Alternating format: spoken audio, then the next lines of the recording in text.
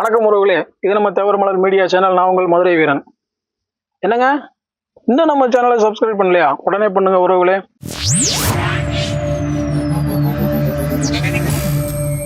அரசியல் என்பது வீரத்தையும் விவேகத்தையும் இரண்டாக கருதியதுதான். இன்னைக்கு நம்ம மீடியாவில் என்ன பேச போறோம் அப்படின்னா, அதுக்கு முன்னால ஜனவரி 23 நம்ம தேசத்தந்தை நேதாஜி அவர்களுடைய பிறந்தநாள் தினமான நம்ம தேசபக்தி தின வாழ்த்துக்களை உலக தமிழ் அனைவருக்கும் தெரிவிச்சுக்கிறோம்.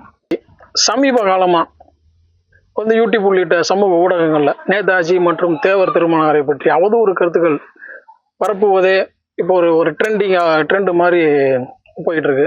அது சம்பந்தமா தன்னோட கருத்துக்களை நம்மளோட பகிர வந்திருக்காரு தேவர்மலர் ஆசிரியர் திரு மதுரை வீரன் அவர்கள். வணக்கம் சார். வணக்கம் சார். இப்போ நம்ம சமூக ஊடகங்களில் பார்த்தீங்கன்னா, யூடியூப்பு, ஃபேஸ்புக்கு பார்த்தீங்கன்னா, எந்த ஒரு கருத்து பேசினாலும், வேற ஒரு தலைப்பில் பேசினாலும், இப்போ ஒரு தேவரை நேதாஜியை பற்றி ஒரு அவதூறு கருத்துக்கள் தெரிவிக்கிறது ஒரு ட்ரெண்டிங்காக போயிட்டு இருக்குன்னு சொல்கிறோம். பல்வேறு வீடியோக்களும் அது சம்மந்தமாக நம்ம வந்து பல சர்ச்சை கருத்துக்கள் நம்ம இது பண்ணோம். இது பற்றி உங்களோட கருத்து என்ன சார்? சமூக வலைதளங்களில் இன்னைக்கு நேற்று இல்லை, இன்னைக்கு நம்ம அன்றாட வாழ்க்கையில் ஒரு அங்கமாகவே ஃபேஸ்புக்கு, வாட்ஸ்அப்பு, யூடியூப்னு ஒரு அங்கமாக நம்ம வாழ்க்கை முறையில் இன்னைக்கு ஒரு அங்கமாக வந்துருச்சு. ஆனால் இந்த அறிவியல் வளர்ச்சிக்கு முந்தைய காலகட்டத்திலையும் தேவரை பற்றியும் நேதாஜியை பற்றியும் அது ஒரு சிலர் வந்து அவதூறு கருத்துக்களை பரப்பிக்கிட்டே தான் இருந்தாங்க. இதுக்கு என்ன காரணம் அப்படின்னா, இப்போ நான் ஒரு இடத்துல பேசுகிறேன், ஒரு பத்திரிகையில் பேட்டி கொடுக்குறேன் அப்படின்னா, என்னை பற்றியோ இல்லை என்னோட சிறப்புகளை பற்றியோ இல்லை நான் செஞ்ச செயல்கள், ஒரு அரசியல் கட்சியிலேருந்து நான் செய்ய திட்டங்கள், இதெல்லாம் பற்றி நான் பேசும்போது எனக்கு போதிய வரவேற்பு கிடைக்கிறதில்ல. மக்களும் அதை கவனிக்கிறதில்ல. இது அரசியல்வாதி கடமை தானே அப்படின்னு சொல்லிட்டு நகர்ந்துடுறாங்க. அவங்களோட கவனம் வந்து என் பக்கம் திரும்புறதில்ல, அதிகமாக திரும்புறதில்ல. இப்போ அந்த மக்கள் கவனத்தில் ஒரு மைய புள்ளியாக எது இருக்குது அப்படிங்கும்போது, அந்த பிம்பம் ஒரு தமிழர்களோட வாழ்க்கையில் ஒரு மைய புள்ளியாக ஒரு பிம்பம் இருக்குது அப்படின்னா, நேதாஜியும் தேவரும் வந்து மறுக்க முடியாத உண்மை. இன்னைக்கு வந்து யாரையாரோ சொல்லலாம், ஆனால் சுதந்திரத்துக்கு காலத்துக்கு முன்பும் சரி பின்பும் சரி நேதாஜி தேவர் போன்ற நான் காம்ப்ரமைஸ் லீடர்ஸ் கிடைப்பாங்க. லீடர்ஸ் நிறைய இருக்கிறாங்க, ஏகப்பட்ட தலைவர்கள் வந்து சுதந்திரம் போராடி இருக்காங்க.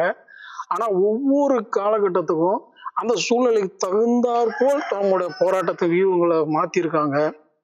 ஒரே பாதையில் ஒவ்வொரு தலைவரோட போராட்ட வியூகம் போயிருக்கு அப்படின்னா இல்லை. ஆனால் தொடங்கிய காலத்திலிருந்து தன்னுடைய இறுதி காலம் வரையும் ஒரு போராட்டத்தை எதை நோக்கி அப்படின்னு செல்லும்போது ஒரு லட்சியம், அந்த லட்சியத்தை நோக்கி, லட்சியம் எந்த பாதையில் சென்றாவது அந்த லட்சியத்தை அடைய வேண்டும் ஒரு வழி. ஆனால் நான் வகுத்த பாதையில் சென்று அந்த லட்சியத்தை அடைந்தே தீர்வேன் அப்படின்னு சொல்வது வந்து ஒரு வழி. இப்ப நான் செல்லும் பாதையில் அந்த நேர்மையான வழியில் சென்றுதான் அந்த லட்சியத்தை அடைவதற்கான வழி என்பதை தீர்மானித்து கொண்டவர்கள் நேதாஜியும் தேவர் அவர்களும். அப்படி இருக்கிற சூழ்நிலையில இப்ப என் கவனம் உலக மக்களோட கவனம் என் மேல திரும்பணும் அப்படின்னா, உடனே வந்து ஒரு நேதாஜியை பற்றி ஒரு அவதூறான கருத்துக்களை தெரிவிக்கிறேன். அது சம்பந்தம் இல்லாத கருத்தா எனக்கும் தெரியும், அது பொய்யான கருத்து என்பதும் சொல்லி நான் அறிவேன். இருந்தும் அதை நான் தெரிவிக்கும் போது என்ன ஆகும், ஒரு 100 பேர் என்னை கவனிக்கும் போது நேதாஜியை பற்றியோ தேவர் திருமணரை பற்றியோ ஒரு அவதூறு கருத்துக்களை, பொய்யான கருத்துக்களை நான் ஆணித்தரமா பொய்யின் தெரிந்தும் தெரியாதவர்கள தெரிந்தும் ஒரு பொய்யான கருத்தை ஆணித்தரமா தெரிவிக்கும் போது 100 பேர் என்னை கவனிக்கும் போது ஒரு லட்சக்கணக்கான மக்களோட பார்வை வந்து என் பக்கம் திரும்பும். இதுதான் யதார்த்தமான உண்மை. இதை நோக்கி அறிவியல் இந்த காலகட்டத்துக்கு முந்தைய காலகட்டமும் சரி, தினசரி செய்தித்தாள்களோ, பிரிண்டிங் மீடியான்னு சொல்லப்படுகிற அந்த காலகட்டத்திலும் சரி, இன்னைக்கு டிஜிட்டல் மீடியா, ஒரு ஃபேஸ்புக்கு, வாட்ஸ்அப்பு, யூடியூப்பு, இன்ஸ்டாகிராம் என்னென்னமோ வந்து விட்டது. அத்தனையிலையும் இன்னைக்கும் மையப்புள்ளி வந்து நேதாஜியும் தேவரும் தான் இருக்கிறாங்க. அப்போ ஒரு அசைக்க முடியாத ஒரு நிலையான தலைவர் என்பதை வந்து நம்ம உறுதிப்படுத்திக்கணும். பிரிண்டிங் மீடியாவில் இருக்கும்போதும் ஒரு ஒரு முறை வரும் பத்திரிகைகளிலும் இது போன்ற ஒரு அவதூறு கருத்துக்களை தெரிவிக்கும் போது பல்வேறு விதமான எதிர்விளைவுகளை உருவாக்கி கொண்டே இருந்தது. மக்களோட கவனமும் நம்ம பக்கம் திரும்பியது. இன்றைக்கு வளர்ந்து வர சூழ்நிலையிலையும் ஒரு யூடியூப்லேயோ ஒரு ஃபேஸ்புக்லேயோ அந்த சமூக ஊடகங்கள் சொல்கிறேன் இல்லையா, இந்த சமூக ஊடகங்கள் தேவரை பற்றி ஒரு அவதூறான கருத்தை நம்ம தெரிவிக்கும் போது ஒரு 1000 பேர் அவர் பார்க்க வேண்டிய வீடியோவை லட்சக்கணக்கில் பார்க்குறாங்க. இதை இந்த ஒரு காரணத்துக்காகத்தான் ஒரு தேவரை பற்றி சம்மந்தமில்லாத இடங்கள்லையும் வேற ஏதோ ஒரு தலைப்பை பற்றி பேசும்போதும் கூட தேவரை பற்றி ஒரு அவதூறான கருத்துக்களை பேசுறதுக்கு இதுதான் காரணம் அப்படிங்கிறது இது என்னோட கருத்து. நேதாஜியை பற்றி நம்ம பேசணும் அப்படின்னா, இப்போ ஜனவரி 23 தேசபக்தி தினமாக நம்ம கொண்டாடுறோம். நேதாஜி அவர்களுடைய பிறந்த தினம். தேவருக்கு ஹீரோ நேதாஜி அப்படின்னு இருக்கும்போது நேதாஜிக்கு ஹீரோ அப்படி ஒருத்தர் இருக்கிறார். அவர் யாரு அப்படின்னு பார்த்தோம்னா சித்தரஞ்சன் தாஸ், நம்ம சிஆர் தாஸ் அப்படின்னு சொல்லிட்டு அழைக்கப்படுறாரு. 1870 பிறந்தவர். 1890 லண்டன் சென்று நேதாஜி பயின்றது போன்று அவரும் ஐசிஎஸ் என்று சொல்லக்கூடிய அந்த இந்திய குடியுரிமை தேர்வு, இப்போ நம்ம ஐஏஎஸ் ஐபிஎஸ் சொல்றோம் இல்லையா, அந்த கலெக்டர், மாவட்ட கண்காணிப்பாளர், இது அப்போ ஐசிஎஸ் பதவி. இதை இங்கிலாந்து லண்டன்ல போய் தான் எழுதணும். ஏன்னா நம்ம பிரிட்டிஷோட ஆளுகைக்குள்ள இருக்கிறோம். நமக்கு தலைமை அப்படி லண்டன் தான், அங்கதான் போய் எழுதணும். அந்த தேர்வு எழுதியவர் சிஆர் தாஸ் என்றக்கூடிய சித்தரஞ்சன் தாஸ் அவர்கள். அவர் அங்கு இங்கிலாந்தில் லண்டனில் இது பயிற்சியில இருக்கும் போதே, அதாவது வெளிநாடுகளில் வசிக்கிறவங்களோட எதிர்கருத்துக்கள், அதாவது சுதந்திரத்துக்காக அங்கேயும் சென்று இந்தியா சுதந்திரத்துக்காக சில கருத்துக்களை தெரிவித்தவர். அதை முடிச்சுட்டு இங்கே இந்தியா திரும்பிடுறாரு. இந்தியா திரும்பினது பிறகும் அவர் சிறந்த வழக்கறிஞர். இப்போ 1890 இல்லை 1900 இந்த காலங்கள்லேயே அவரோட மாத வருமானம் பார்த்தீங்கன்னா அப்போதே 50,000 ரூபாய். 1910, 20 இந்த காலகட்டங்கள்லேயே அவரோட மாத வருமானம் 50,000த்துக்கும் மேல். அவருடைய அப்பா பார்த்தீங்கன்னா நீதிமன்றங்களில் சட்ட ஆலோசகராக பணிபுரிஞ்சவர். அவர் உடன் பிறந்த தம்பி பார்த்தீங்கன்னா பாட்னாவில் இருக்க உயர் நீதிமன்றத்தில் நீதிபதியாக பணிபுரிந்தவர். மிகப்பெரிய ஒரு குடும்பத்தை சேர்ந்தவர், மிகப்பெரிய செல்வந்தராக இருந்தவர். நம்ம தேசப்பற்று அவருக்கு சிறு வயதிலிருந்தே நேதாஜிக்கு எப்படி இருந்ததோ தேவருக்கு எப்படி ஏற்பட்டதோ, அப்போ அது தேவருக்கு நேதாஜியை பார்த்து மாற்றங்கள் நிகழுது. நேதாஜிக்கும் சிஆர் தாஸுக்கு மிகப்பெரிய ஒரு மாற்றத்தை நம்மளோட வாழ்க்கையில உருவாக்குறாரு. ஒத்துழையாமை இயக்கம் அப்படின்னு சொல்லிட்டு காங்கிரஸ்ல ஒரு இயக்கம் ஆரம்பிக்கிறாங்க. இந்த ஒத்துழையாமை இயக்கம் இந்த ஒத்துழையாமை இயக்கத்துப்படி அந்த தேச தொண்டர்கள்லாம் என்ன பண்ணியிருக்காங்க அப்படின்னா, தான் வகித்து வந்த பதவிகள், இவர் பார்த்தீங்கன்னா கல்கத்தாவில் பிரசிடென்சி காலேஜில் பட்டம் பெற்றவர். ஐசிஎஸ் எழுத போறதுக்கு முன்னாலேயே அந்த பட்டங்கள் எல்லாம் துறக்கிறார்.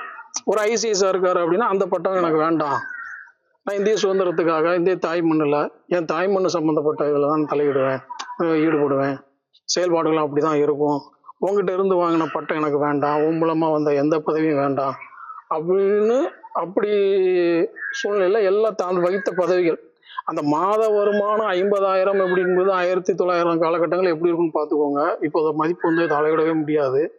அந்த வழக்கறிஞர் பதவியை திறந்துட்டு, ராஜினாமாவை திறந்துட்டு, நீ வழக்கறிஞர் தொழிலில் நான் ஈடுபட போறதில்ல, நான் முழுக்க சுதந்திர போராட்டத்தில் நான் ஈடுபட போறோம் அப்படின்னு சொல்லிட்டு காங்கிரஸ் கட்சியில் மிக தீவிரமா இறங்க ஆரம்பிக்கிறாரு சிஆர் தாஸ்.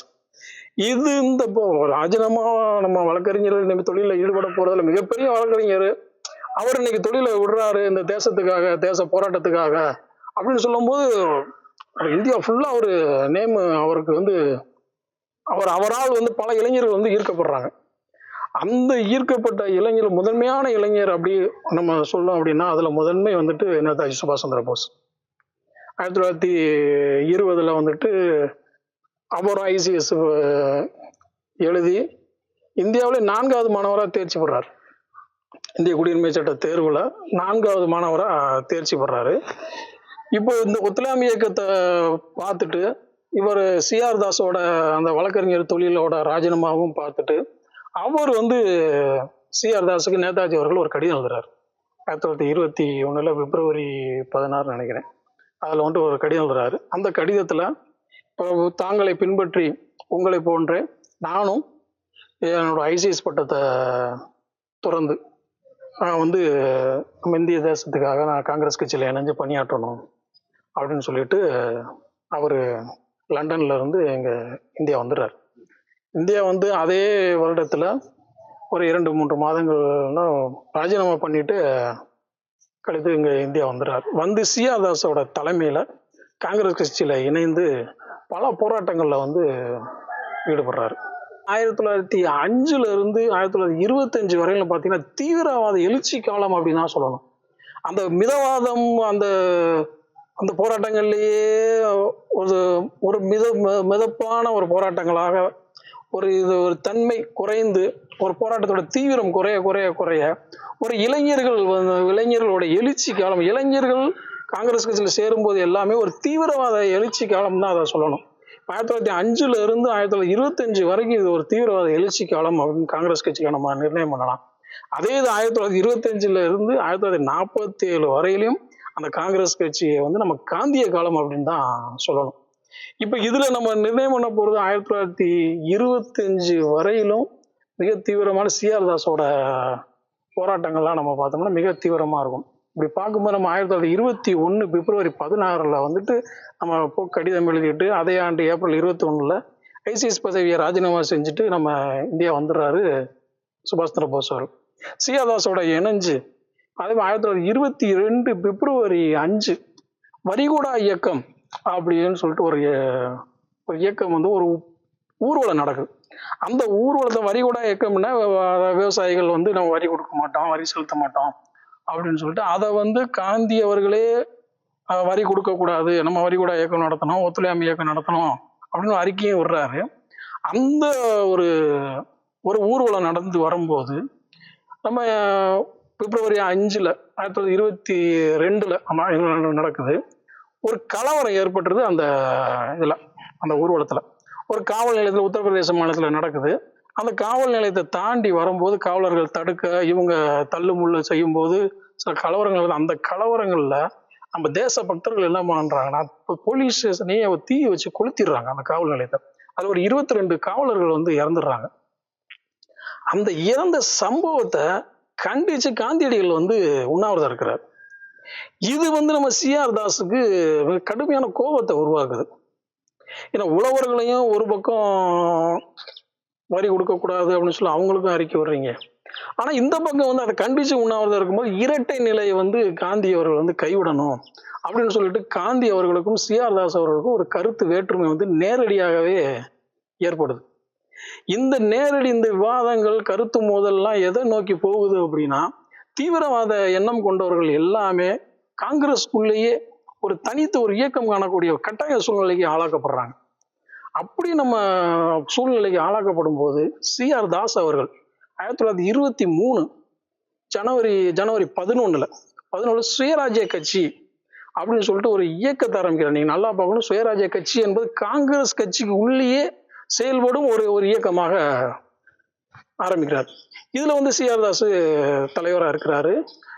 நம்ம ஜவஹர்லால் நேருவோட அப்பா மோதிலால் நேரு இவங்க எல்லாமே அதுல செயல்படுறாங்க. வல்லபாய் பட்டேல் இவங்க எல்லாமே கொஞ்சம் ஆதரவு தெரிவிக்கிறாங்க. அதாவது இளைஞர்கள் அந்த தீவிரவாத போக்கு இடதுசாரி நம்ம சிந்தனை சொல்றோம் இல்லையா, அவங்க எல்லாரும் ஒரு அணியில சிஆர் தாஸோட இணைந்து இந்த சுயராஜ்ய கட்சியை பலப்படுத்துறாங்க.